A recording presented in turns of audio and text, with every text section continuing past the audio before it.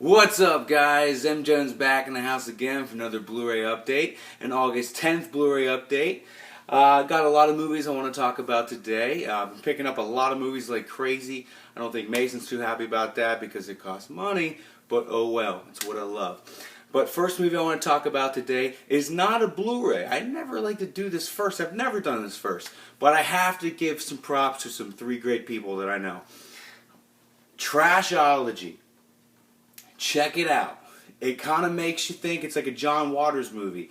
I like this movie. It was done by Brian Dorton, Douglas Connor, and I'm going to throw a shout out there to Justin Ryan. Three great guys. You can find them on Facebook. You can find them on YouTube channels. This movie, it's about a girl who gets an assignment, and she's looking through an assignment about her favorite film genre. Which I'll let you figure out once you purchase this. And she she discovers a book that has like tales in it, and she reads 3 of them, and it's all about how she gets inspired to write this whole thing. And I gotta say, it was good. I really liked it. For a first-time director, I'm guessing, they did a good job. They definitely have a love and passion for a certain genre that you need to check out. I'm not going to say what it is. I want you to check this out. I got this out of Amazon, and I really liked it. I thought it was good. It's made by, I think, Slasher Video. So give this a shot. 2012. I really liked it. Props to Doug, props to Justin, and props to Brian Dorton. Good job. Okay. Getting into my Blu-rays now, okay? Getting into my Blu-rays. I picked this movie up because I love Ty Burrell. Who the hell's Ty Burrell? Ty Burrell is from Modern Family. He's Phil. He's the funny, quirky dad. Butter. What a strange, funny, ridiculous movie. The casting was exceptional. I loved the casting. You had Ty Burrell, Jennifer Garner, who had a crazy role in this. You've never seen her like any before. Rob Corddry, who's always the funny guy who's kind of balding from Hot Tub Time Machine, and he was in, I think, A Heartbreak Kid. He was Ben Stiller's buddy. Hugh Jackman's in this. Just kind of a weird role. I love that Alicia Silverstone was in this. I haven't seen her since like XX Baggage and Clueless. Where the hell did she go? I have no idea. This movie is hysterical. It's basically about in Iowa where butter competitions, carving and sculpting is like a huge deal. It's almost as like the presidential elections, huge deal. And like Ty Burrell and Jennifer Garner are married, and Ty Burrell's like the champion all the time. He steps down, and Jennifer Garner goes nuts and says, "No, we're continuing this family name. Like we're going to continue doing this." And he's just like, whatever, it's your war. And so she goes against this young little African American girl.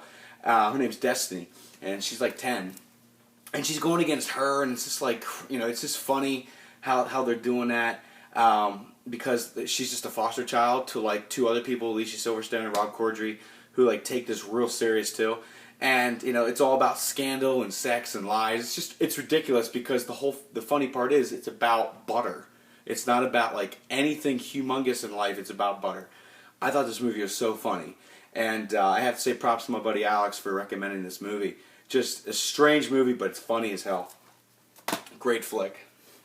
Next one, a little bit older. I think this is back in like mid 2000s, maybe early 2000s. Not really sure about that. Okay, 2005, so mid. Derailed. Man, I love this movie. First time I saw this movie, I got a recommendation from my college roommate Eddie. He's like, "Dude, you got to check this movie out." Because he knows I like Jennifer Aniston. She's Cougar of the Year every year. But I like Clive Owen too. I think he's a really good actor. I believe he's from Ireland. And, them together in the movie, they did a really good job together in the movie. And I always have loved, from I think Ocean's 12, Vincent Cassel, who is, I don't know if you can see him, he's right here. He's this guy that with my index finger I'm pointing at. He's a bad guy, real bad guy. And it's a lot about conspiracy and a lot of like who really is bad, who really is good. And it's about a cheating husband with a certain somebody, and how his life just gets turned upside down because of this whole thing of cheating, and how he gets completely just shocked by what happens and what occurs, and who's a piece of garbage and who lies, and it's just a great movie. And Exhibit's in it, but he's awful in it. Oh, he's so awful in it. And I think RZA's in it from Wu-Tang Clan. He's not that good either. The acting's bad. It's like, again, if you're a singer, like I always hate, if you're a pop singer or a rap singer, don't act. Stop it. Awful. But this movie's fantastic. You got to check this movie out. I love this movie. I've seen it so many times. I'm still like locked in. Like, what's gonna happen? It's like I already know what's gonna happen. Love it. Another one. I couldn't believe the violence and how gory it was and how realistic it was. And Christina Hendricks. Oh, gotta love this one. Drive. Ryan Gosling. Absolute great movie. You know, the guy Ron Perlman. He's from Sons of Anarchy. He's in this movie. You know, just a really good movie. Albert Brooks plays a dick in this movie. He's always like a cool guy. You know, like he was in the movie The Scout with Brendan Fraser as a scout for the Yankees. He was like a real nice, genuine guy, real sweet. But he's a prick in this one. Bad. But this movie's awesome because basically Ryan Gosling is just like a stunt driver. And he like picks people up. Also has another job, but like doing bad things. So he's a stunt driver and he's also kind of like a driver for like not good intentional things. And he meets Carey Mulligan, who has a kid. It's his neighbor, and he needs to protect her from a really bad guy. And it's basically her ex-convict husband. And the whole movie's just fantastic. And Carey Mulligan's the girl that's married to Marcus Mumford from Mumford and Sons. So you might know who she is. She's a very, very attractive girl, very cute. But I just love this, and I really think Ryan Gosling's so underrated. I've said that many times, you know, during my review of Place Beyond the Pines. I think he's a great actor. People that dog on him, you know, I think you're completely out of your mind. 'Cause I think he's a great actor. And if you do like Ryan Gosling, my biggest recommendation is to check out the movie called All Good Things. Excellent movie. But this movie, Drive, I loved it from beginning to start. Just awesome action. The gore, the gunshots, just excellent, fantastic. The next one. I am beyond embarrassed to say I haven't seen this until I became the age I am now. I saw this movie finally about 3 weeks ago, and now I'm showing it to you that I purchased it. I don't know how I never saw this movie. It's just one of those things where it's a long movie. I know I got to spend a whole Sunday just so I can prepare myself. But The Godfather. I mean, I'm just absolutely ashamed that I have never seen this movie until this year. It's just one of those things. It's one of those movies that got out of my hands. I just didn't see it. I'm a huge movie buff, and I know it seems blasphemy that I did not see this. I am sorry. But I loved it. Man, it was good. Everyone that says, how can you not see it? I see why they had so much angst. Like, dude, you gotta see it. I'm like, I know. And it was so good. Marlon Brando. Oh, he's the Don. He's got like cotton balls in his jaws. And he's just like, oh,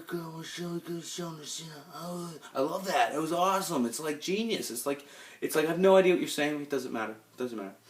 And Al Pacino, you know, is Michael Corleone. Oh, he was good. James Caan is Sonny. Oh, he looked so young in that movie. I couldn't even tell that was him almost. And Robert Duvall, he looked old in that movie compared to like Sonny, like James Caan. Robert Duvall looked like how he looks now. I could definitely tell that was him, but he didn't look like he was that young. Even though he was in his 30s, he didn't look like he was in his 30s. He looked like older. But James Caan looked young.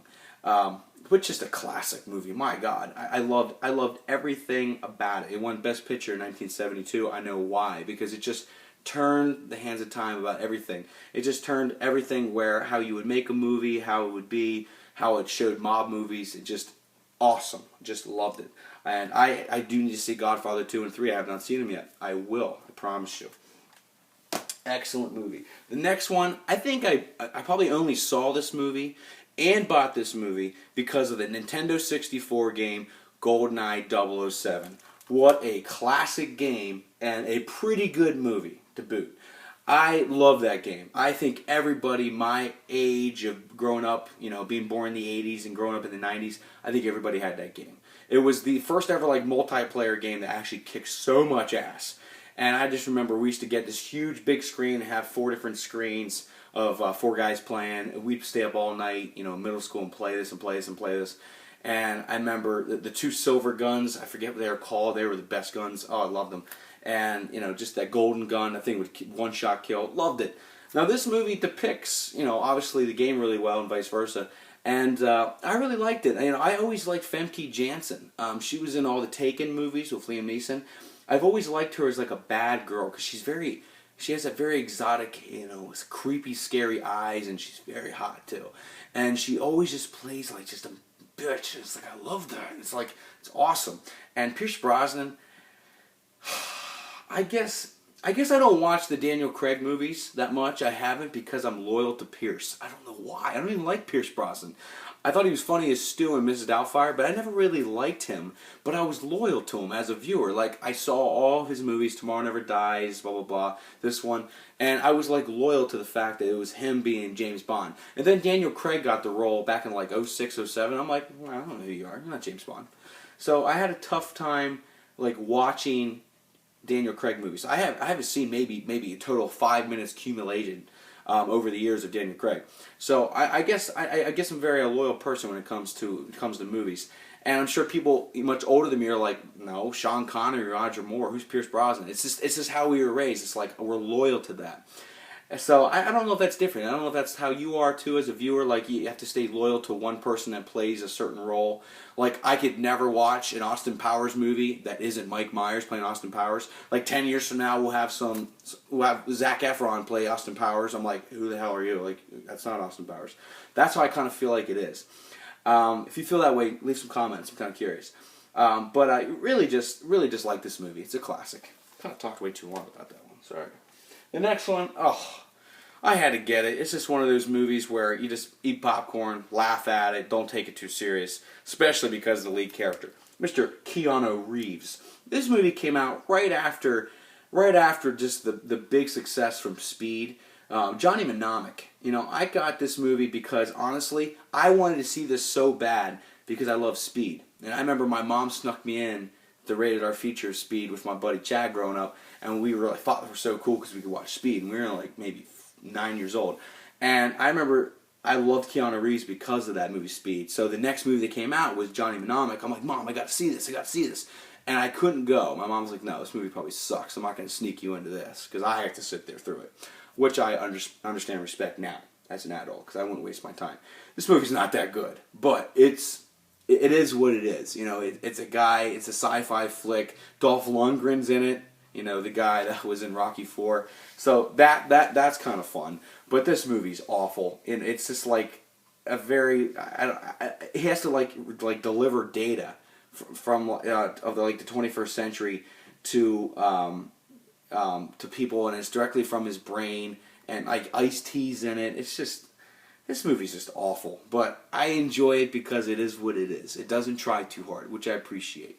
But if you want something that's just simple fun, Johnny Mnemonic, check it out. Not bad. 1995 or 6, I believe 96. The next one, I don't know why I never bought the sequel. I think it's a phenomenal sequel to the first movie.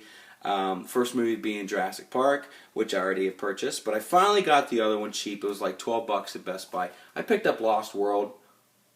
I mainly got it because my buddy Steggs, who has been on a lot of my movie reviews, and he's like, dude, you got to get this movie. And I was like, you know, I haven't really seen it that recently. Last time I saw it was at the drive-in with my aunt and uncle, and I was kind of freaked out because I was so young. I was like 11, or maybe 10 or 11. And I said, I got to give it a try as an adult. And I really enjoyed it. You know, I thought it was a great movie. I really did. I thought it was a great sequel. And, you know, I remember I was so freaked out by the T-Rex being on the liner, the real big ship. I always thought that kind of freaked me out, and how he just destroyed so many people. And there was 2 T-Rexes. Oh my God! And I really thought Vince Vaughn was good in this as well. Right before he kind of got on his comedy kick, he kind of played a straight guy on this one. And I really liked this movie. I thought it was really good, and I forgot how good it was. And here's my question about this movie: did they ever say in the movie or explain in the movie how Jeff Goldblum just had a African American daughter? They didn't really explain that. I have nothing against that. I mean, if you adopted her, that makes sense. But if you had her with a Caucasian woman, when you are Caucasian yourself, pretty sure you cannot have an African American child unless you were cheated on. I'm not sure. I never understood that. I don't think they ever explained that. And if they did, tell me, because I'm curious. I don't know. I have no idea. But just a classic movie. I love this movie. For a sequel, fantastic job. Great job. The next one, it's a little bit of a rom-com and a drama, but man, I love it. I love Anthony Hopkins, which I've said many times. I like Brad Pitt, which I've said many times. And for the one lady who was in Mallrats, and then she was in this movie, and then that's kind of it. She hasn't been in a lot of movies. Meet Joe Black. And the woman I'm referring to is right there, being kissed by Brad Pitt, is Claire Forlani. You know, she's a British girl who does a lot of American voiced roles, American English voiced roles. You know, I don't know where she went, but I always liked her. I thought she was very, very attractive, very cute. She kind of reminds me of Amanda Peet a little bit, sort of. But this movie's fantastic, and it's about the relationship between a man who's ailing, who's going to die soon, and death in the body of Brad Pitt. Now, Brad Pitt's character is killed in the very beginning in a car accident where he was walking across the street in New York City when he met Claire Forlani, and her father is Anthony Hopkins, who has multi-millions of dollars. Big enterprise. And he dies and becomes the presence of death. And death shows up to Anthony Hopkins' estate, and everyone's like, who the hell's this guy? And Anthony Hopkins says, oh, this is a very important friend of mine named Joe. And everyone's kind of getting pissed about it, especially Claire Forlani's boyfriend, who's jealous and like, you know, who's this guy and how is he so much in your life when I've been in your life longer and I don't have the position he's in where he's like your assistant. So it was kind of like catty for dudes, you know, it was kind of weird. But Claire Forlani like loved Brad Pitt's character before he died and was like, how did you get in here and why are you acting differently than the real sweet guy I met at the coffee shop? And it all unfolds, and you know, if you haven't seen this, shame on you. This movie's fantastic. But the ending's really sweet, very sweet ending, and I love the music. The music in the end is just, I'm not going to say I cried, but I'm not going to say I didn't cry. I'll put it that way, okay? It was good. It was very emotional, but a very good movie. You got to check it out. I don't want to say too much more because the ending's fantastic, spot on. Love this movie. Came out like 1998, I believe. The next two movies I got, they were just recently released onto Blu-ray and DVD combo and, you know, what else? What is that other thing called? Digital copy, which I've never done. I don't know why they even do the digital copy. I think that's kind of pointless. But the first one I got was Oliver and Company. This just came out, I think, this past Tuesday, if not the last Tuesday. And it's fun. It's rated G. I mean, my God, I think I got it really for my niece, who is 6 years old, and for my future kids. I just get it just to have it prepare. It's a sweet movie. You know, Oliver's this little kitten right here, and Oliver is like, you know, just he's like an orphan kitten, and it befriends Dodger the pooch, which is like right here, and I guess they kind of want to find like a home for Oliver, and this little girl named Jenny takes, you know, is a little girl she befriends Oliver, and pretty much is kind of like the adopted mom. But then there's always, you know, there's an adversary, there's this tough guy, Sykes, and he has these Dobermans, they're like his sidekicks, and they try to like keep Jenny and Oliver apart. What's the whole spiel of going through that, and how, you know, the whole story is how to try to get them away from the bad person Sykes and the Dobermans, stuff like that. But it's just a good movie. There's nothing bad about this movie. It's sweet, you know, it's very, very fun, good moral. Love this movie. And the next one, I couldn't believe they even remembered this movie. It was from 1973.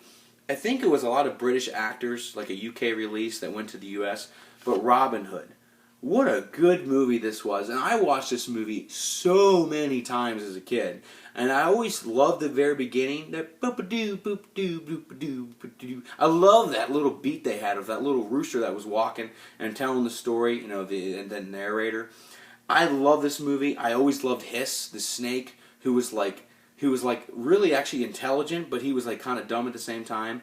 And I love the prince guy who would always suck his thumb. He's always sucking his thumb. I always thought that was so funny. And you know, just such a good movie this movie is. And all the voices, all unknown people. You know, a lot of character actors, didn't really know anyone. I couldn't even name you one. But this is from 1973, and how they transferred it to Blu-ray is absolutely flawless. It was so good, just like Oliver Company was. Really, really like this movie. You need to check it out. Great slipcover case, which I'm holding, and you know, it's just I think your kids now would appreciate this movie because it was fun. And for 1973, they did a fantastic job. You know, check this movie out. Loved Robin Hood. Very good movie. All right, last two. I bought this movie because I do like horror movies. I'm a pretty big horror movie buff.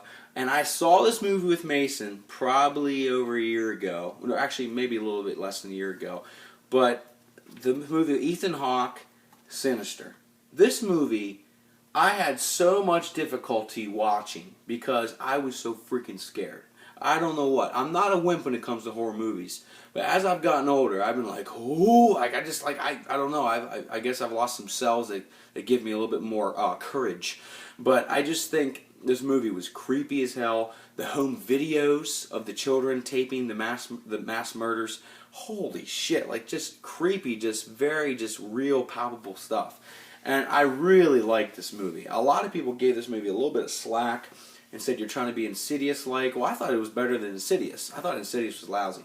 But I really like this movie. You know, honestly, like the last 15, 20 minutes are so intense. And I remember being in the movie theater with Mason, and I was hanging on to her harder than she was hanging on to me. And I'm just like, honestly, if you want to leave right now and say we have to use the restroom, I'm fine with that. And because I was so freaking scared. I'll admit that. I was scared. Like, the movie was so intense. There were so many dark elements. It was just Ethan Hawke's face, and there's darkness all over the place. Like, what's going to happen? I'm like, holy shit. Like, I don't know what's going to happen. It was freaky.